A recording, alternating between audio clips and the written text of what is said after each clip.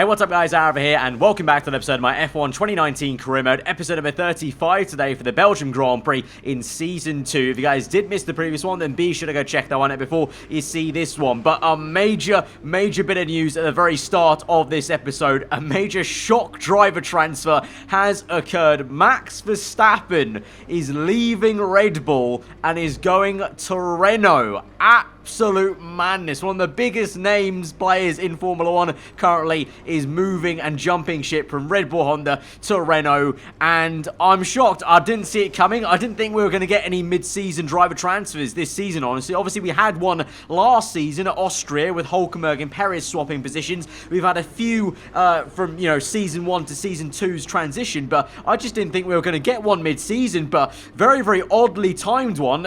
Belgium, not the same point we got it last season. And yeah, Verstappen is going to Renault. George Russell is now moving to Red Bull to replace him, and Kubica is being dropped outright off the grid. And you can see why maybe Verstappen has made the move to Red Bull, because going into the Belgian Grand Prix, Renault are now officially the best team on the grid on paper here on the R&D chart. They just try and deep that, by the way. They started last on the graph. Look at that, the Australian Grand Prix, stone dead last, and they have moved to the top from last to first in the R&D chart terms in about, just under 2/3 of the season. And that is why Verstappen's jumped ship. He's maybe seen the development potential of the Renault and how quickly they can upgrade even further, maybe, and the fact that they're now the fastest car on paper compared to Red Bull, which has really, dropped off. Obviously, Red Bull and Ferrari have really dropped off. Red Bull are in the bottom 4 teams now, and so potentially I think Verstappen just didn't see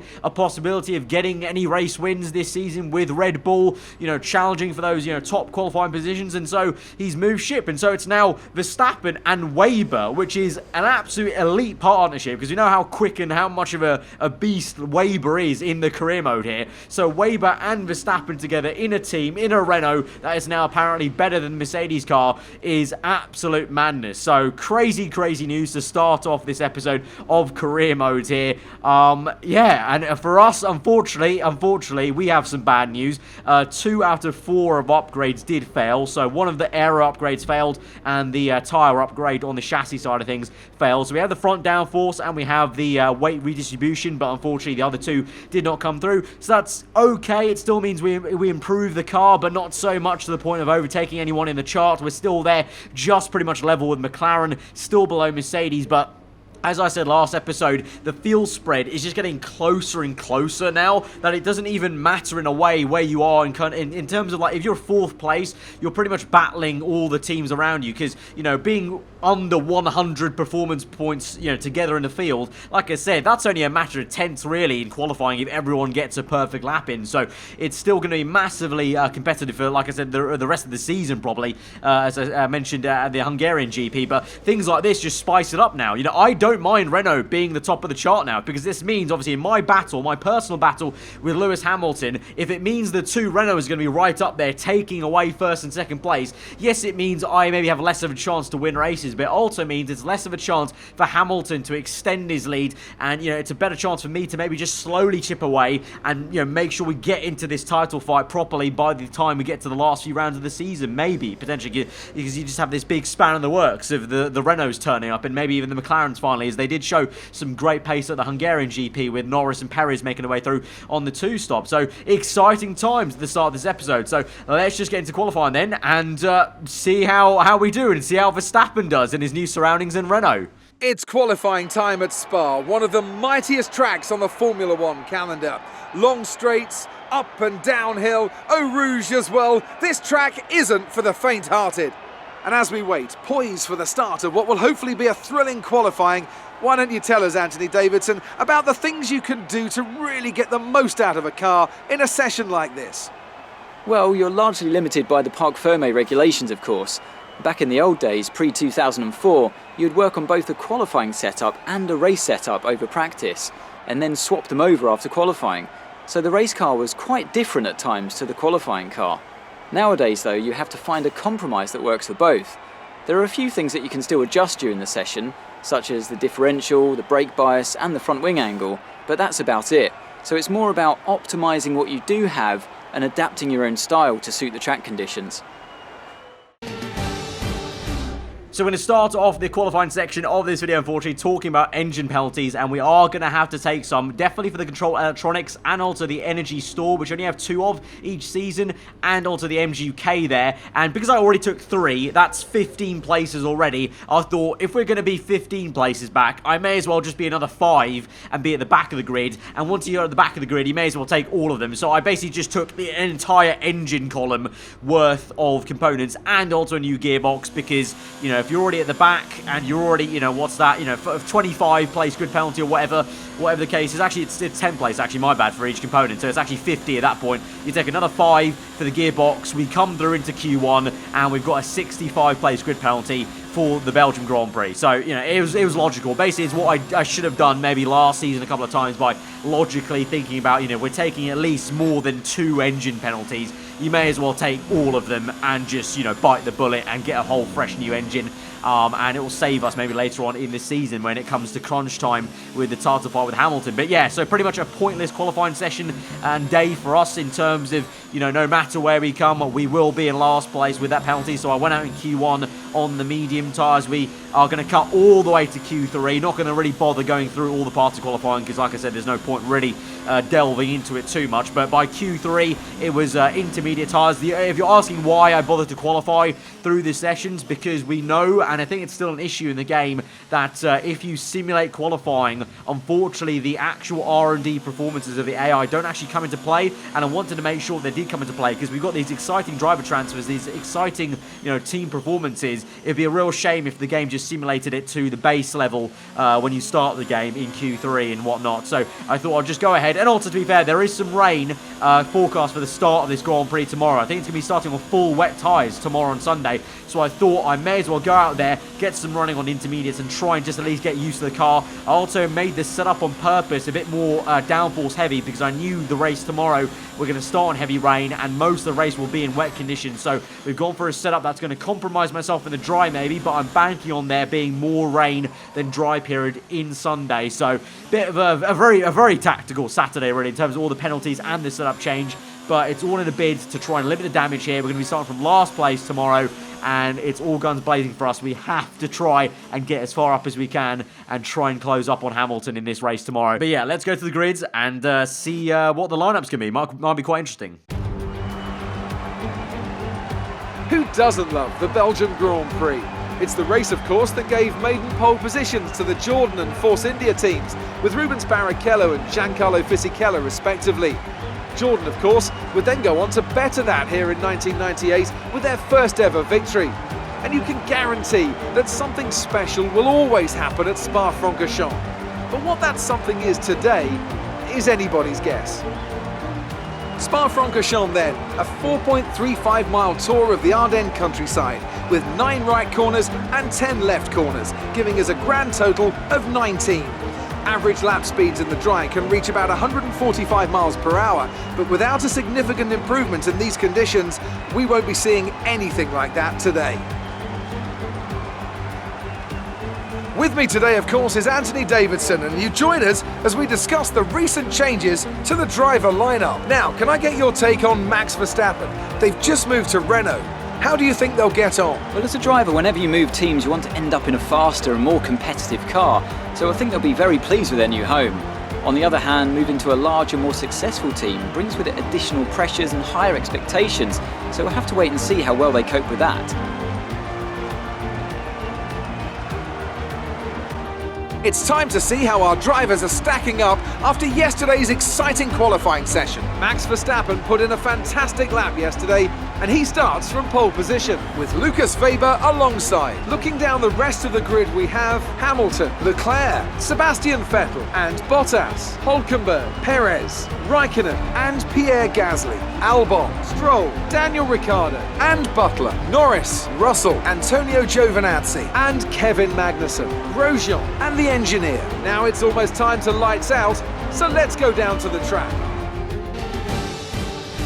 So there we have it. If you paid attention to that grid sequence there, it was a 1-2 for Renault in Q3, and Max Verstappen in his new yellow car is on pole position alongside his new teammate Lucas Weber. So a positive change. Like I said at the intro, there was probably a big reason why Verstappen moved, because Renault were that good and he was probably fed up with the Red Bull, which is actually, you know, in some ways you've got to say kudos to the game. That's quite a realistic sort of move maybe. Usually might have been done at the end of the season in real life, but, you know, it's crazy that it happens mid-season, and that's why I just love the fact that this is actually a feature in the game, and it just makes things very exciting. And like I said, for the rest of the season now, if myself and Hamilton have the likes of Verstappen and Weber and the McLarens, you know, and other teams kind of getting right in the middle of us, battling away for race wins and podiums and whatnot, it's going to make the championship fight so much tougher for either of us. For Hamilton to defend his points and for me to gain points, it's just going to be a bit of a madness, really. But yeah, so you can see the strategy then is going to be full wet tyres. It is going to get dry by the time we end the race, though, so we probably won't be on 2 sets of wet. I think there'll probably be a transition to inters and then onto dry tyres. When that will happen, I don't really know. You can't say. It's not very accurate on the indicator. So we're just going to have to dive into the unknown, really, and just see how we go. The first part will just be about surviving this part, really, from last place, all that spray in front of us with the heavy rain conditions. It's just going to be basically a Survive Belgium episode at the very beginning here in the opening few laps. But raring to go. Let's get into this then as we go to 5 red lights to the Belgian Grand Prix with 2 Renaults on the front row. 5 lights are out, and we're underway from last place on the grid after major engine penalties, and we take it nice and easy as we go to turn 1. Look at that. Just, I can't really see much apart from the name tags and the flashing red lights. We send one down the inside of Romain Grosjean and get pinched into the apex by Giovinazzi there, trying to get the elbows out, but the Italian is going to have that in the Haskar there, so we have to stick behind in P19. We're nearly side by side as we enter up the hill towards Rouge, and Giovinazzi, I let him go basically because there's no point trying to fight that because there's yellow flags up ahead, and that's exactly why I didn't want to fight Giovinazzi, because something could happen. It's Raikkonen. Raikkonen is out of this session along with Sergio Perez, and the full safety car has been called out, and we've not even had a sector of the Belgian Grand Prix. So that might be good news for most of us, actually, because it means there's more laps for the rain to go away. But this is why the full safety car is called out. Then Raikkonen and Perez side by side, simultaneous drifting up the hill, and Perez gets it way more wayward and smashes Raikkonen into the wall there. I think maybe Kimi could have maybe just about made that, and so he cut away, and look at that. Verstappen's helmet in the Renault looks very, very odd, but there you go. It's the new man in the new car out in first place. Still a 1-2 for Renault, but that's why the full safety car is out then, and that's why we're P17 looking at the back of Giovinazzi, waiting for the green flags to go. 3 laps under the safety car. Quite a fair bit of time, to be fair. And like I mentioned, that was 3 whole laps of the heavy rain to maybe try and pass, and so he could be a little bit closer to intermediates, which is a good thing for me, because I honestly don't think we have too much great pace in the full wet conditions after that patch, the 1.05 patch now. That's quite some time ago now, just to think about it. You know, the AI are very good now in these conditions, and so it just makes that a little bit more tricky for us to really catch up and make some moves, some crucial moves to get up the order, because right now, either way, you know, no matter what, we're still down in P17, so we need to kind of get a move on here, but it's going to be very difficult. You can see on the exit of that safety car period, we haven't really got on the back of Giovinazzi as much as I wanted to. You can see skating through up the hill and just trying to adjust the steering wheel as much as we can, keep the car in a straight line, but it's so twitchy and nervous right now at the moment in these conditions, and I feel like it is getting towards intermediates already because the tyres are losing grip, and you can see to the back of the Kemmel straight there, just locking up a bit and getting very close to hitting Giovinazzi there and just about surviving, but it really is just skating through, and by the end of lap 4, yep, we see a lot of cars in. I just about managed to see that and come in myself, and this will be for intermediate tyres then, so it is already Inter's period. It's hard to really tell because it still looks very wet out there, but you can tell maybe from here to lap 1 there is a little bit less spray, but I'm just going to take the word of the AI cars coming in right now, and so we're going to come in for the green wall tyres, but a lot of people do that as well, so hopefully we've not all made the same mistake here, and so on to Inters, and so actually I'm thanking my lucky stars that in a way Kimi did crash out like that. Obviously it's unfortunate for him to be out because now I'm the sole Alfa Romeo car, but at least someone crashed out to cause that safety car, because that's a good blessing for me of getting the full wet conditions out of the way. Otherwise it may have been a very long long first 4 laps for me if it was full green flag racing conditions instead. On the inters, I do feel like we have more pace, and you can see we have more pace the way we catch up to Lance Stroll through Blanchimont there, just about wrestling the car and keeping it through into the racing line. Down the inside we go, little bit of argy-bargy there with the elbows out, but Stroll basically just didn't want to give me the room there and pinch me into the apex, so I was having none of it, and so we drift through there on the exit and get up into P15. Might be a few more positions. We go through into turn 1, up into P12, so good work here. A little bit deep into turn 1 though, so Stroll comes back at us down the inside. Gonna have to out-traction the Canadian and get Magnussen on the exit as he comes out the pit lane, and so we're back up that position and up into P12 then. So a successful pit stop period to get us 5 places up there. So that was obviously the inters versus the wet tyres working a treat there. So we're only on lap 6 actually, so we have a lot to go in this Grand Prix, and we're already up into P12. I say already though, you can see in the mini-map there is quite a visual distance to other cars, but P12 not too bad, 2 places off point, and so we get going here. We've set the fast lap of the Grand Prix now as we move on to lap number 7, and we're catching up to this train, although Verstappen now on the Renault, who leads the Grand Prix, I suspect sets a new fast lap of the Grand Prix, but like I just mentioned, we are catching up to this traffic now that's tail-ended by Lando Norris. 4 cars here, Norris, Ricciardo, I think Albon's in there potentially as well on the Toro Rosso, so can we try and get through? Because it looks like these guys are going a lot slower than the cars up ahead of them there in the rest of the top 10. So I think we have the pace to overtake all 4 of these cars. It's going to be Norris, Ricciardo, Hulkenberg and Albon, I'm pretty sure there. But first and foremost, Norris, we need to try and get rid of him as we go up the hill, hopefully down the Kemmel Straight, have the slipstream, of course, no DRS in these intermediate conditions, but we know how good our car is in a straight line, especially when we get in the toe and slipstream of a car. It becomes so silky smooth. And so here we go now, Norris with the toe on Ricciardo, so we get a double toe off both these drivers round the outside of Ricciardo, but Ricciardo does so well under braking that Williams car, and so instead we just have to book in that position on Norris, but happy to do that at least. But I was kind of shocked a little bit how late Ricciardo broke compared to me, but we're going to come through into sector 3 and try and line him up if we can. I can already sense really the setup work we did. You know, I mentioned we on purpose put more downforce on this setup compared to what I ran last season, because I knew these conditions were going to come through in this race, and I can feel the difference in the corners. I have that confidence of the turn in there on the front end. So here we go to the inside there, side by side in this section. Very, very dangerous stuff there in the intermediate conditions, having to lift off a little bit through Blanchimont, but we make it work. We have the bravery there, and we're now up into P10 and finally in the points-paying positions at the Belgian Grand Prix. And now it's going to be Hulkenberg and Albon to maybe try and take care of, but Hulkenberg looks like he's raring to go and make a move on Albon, and that's exactly what he's going to do on lap number 9. Round the outside of the Thai Brit driver there to the inside for the next left-hander. Albon, though, does well to pinch him there, and so both will slow each other down. So this is frustrating, to be honest, because you can see how much I'm catching on every entry and exit, but I just can't find a way past. And all the meanwhile on the mini-map, look at that gap growing to the rest of the top 10. They're not even that far ahead of me, to be honest, because of the safety car bunching up and everything like that. But I just can't get past these guys right now, having to drift through a little bit as we enter the dirty air, unfortunately, through that corner, the no-name, that left-hander. So we move all the way to the next lap now on the Kemmel Straight. And this time round, as we go towards Sector 2, it is so crucial to get past these guys, because we've already lost way too much time on that one lap stop behind them. So we pull to right-hand side with some slipstream off Hulkenberg. Can we make the move to the inside? He does well on the braking, but we're going to have to squeeze him out, really pinch him hard to the left-hand side, and we make it work on the outside of that left-hander. Lovely stuff. And now we're free to chase after Albon, and we'll get that done, though, unfortunately, on the next lap, lap 11. So it takes us a bit of time to actually catch up to the Toro Rosso car, which is not too bad in the corners, actually, but in a straight line, we should be able to mug him off here very easily here with overtake mode. Rich Mix going on the right-hand side. He squeezes a little bit, and our front right tyre did hit the grass a tad, so that was a little bit worrying and a little bit disconcerting, but we make it work, and we're up into P8 now, and thankfully now, finally, we can use some clean air and push away. Lap 12 then, the track is drying to the point where my engineers asked me for a strategy change. It is time to come in for the dry tyres, even though it looks so wet, and Max Verstappen!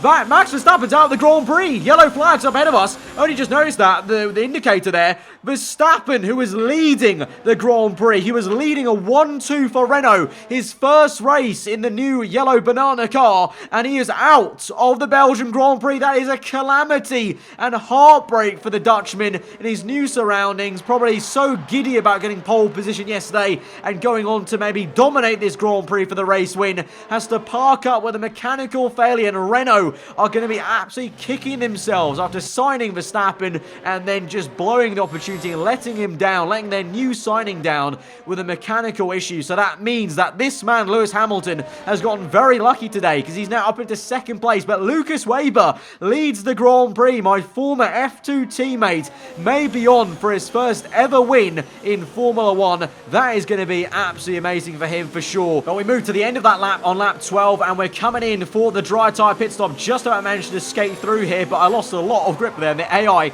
were very good in these conditions when you're not meant to be on that tyre. They were just so OP on traction, so you can see the train I brought in with me, but hopefully it won't hold us up too much in the pit lane. But we're going to strap on a set of medium tyres and go to the end of this Grand Prix, and the job will be simple, trying to catch up to the cars ahead of us as best we can and gain any last minute positions. I can tell you that the team radio has told me that Valtteri Bottas has some sort of issue with his car. I think Hungarian GP last race he retired from the Grand Prix and Hamilton had a mechanical issue, so the Mercedes as of late has not been too reliable, and yeah, Bottas has some sort of mechanical issue. So right now Gasly and Leclerc are behind Bottas, but he might fall back and we might be able to catch up to him eventually. But on lap 13 on the outlap, the first man we're going to catch up is Romain Grosjean, still on intermediates. We try and go around the outside of the Frenchman, and look at this, he squeezes me towards the wall. The audacity of this man to squeeze me towards the wall when he's clearly on the wrong tyre. Don't know what was going through his head. We're up into P7. Bottas has already been overtaken by Gasly now, and so on lap 15 we catch up to a very slow Finn in the Mercedes car. We've set the fast lap of the Grand Prix, so the car is going very well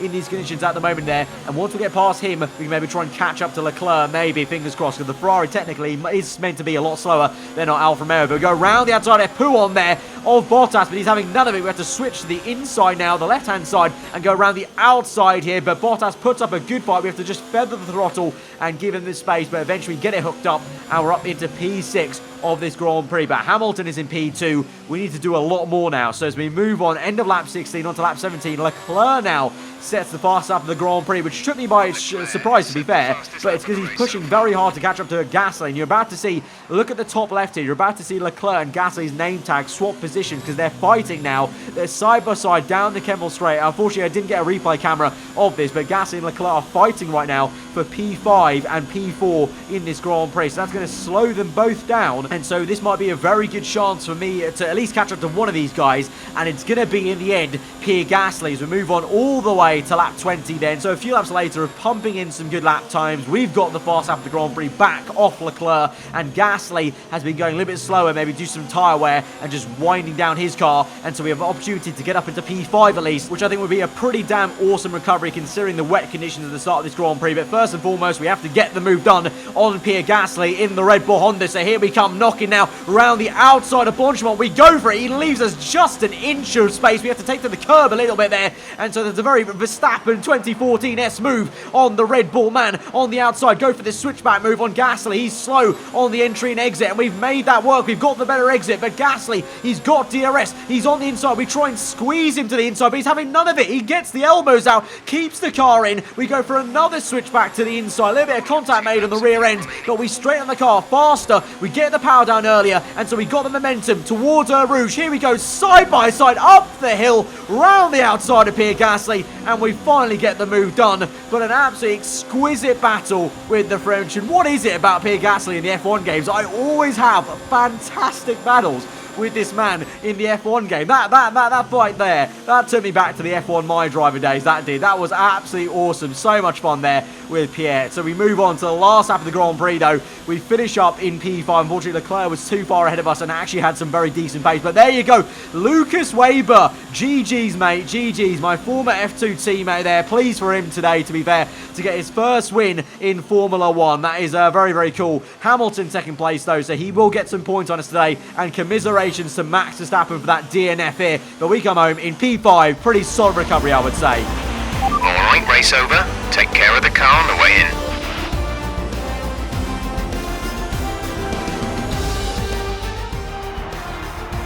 Another win for the team at Renault today. Really impressive stuff. Anthony Davidson, what helped them deliver this result, do you think? It was a question of right place, right time today. We were looking at an entirely different race before the safety car came out, but they were able to take full advantage after the field had been bunched up. As we can see, it's time for the podium, and I can see the Renault team underneath our commentary box going crazy as their drivers walk out. It was a great win, and it means a great deal to this team.